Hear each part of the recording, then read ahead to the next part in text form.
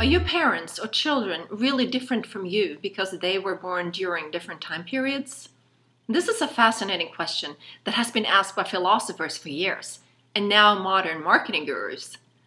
And there are no clear answers. There are many reasons for why people differ. People's differences come from variations in DNA, in how they were raised, where they grow up, in their socioeconomic background, and a lot of other factors. People also evolve with age, so many of the differences we see are just the effect of aging. But some similarities we share uniquely with our peers because of our generational location. Events that happen during our formative years tend to affect who we are.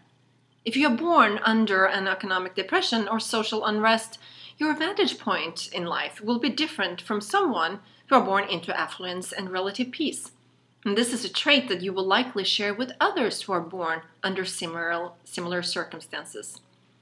This does not explain everything about you or your peers. It only explains that you both went through the same experiences at roughly the same age and will be somewhat shaped by it. But it does matter. And this is why it's so important to pay attention to the historical patterns of change if we want to understand generations.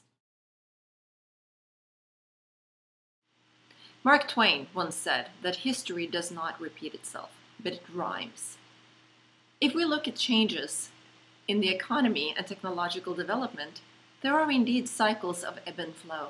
These phases can be thought of as paradigms, eras when finance, innovation, production systems, and people interacting in these paradigms build their lives around common morals, institutions, and production systems.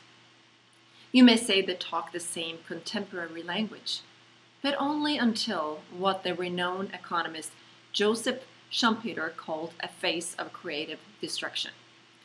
Because when a paradigm collapses, a material or moral crisis sets in, giving life to new ideas, new innovation, and eventually a new paradigm.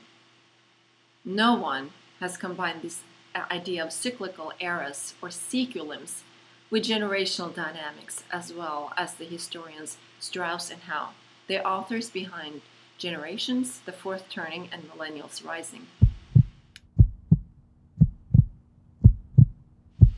When we try to understand what will influence our youngest generation, it's important that we look at these cyclical patterns of history, along with good data analysis and statistics.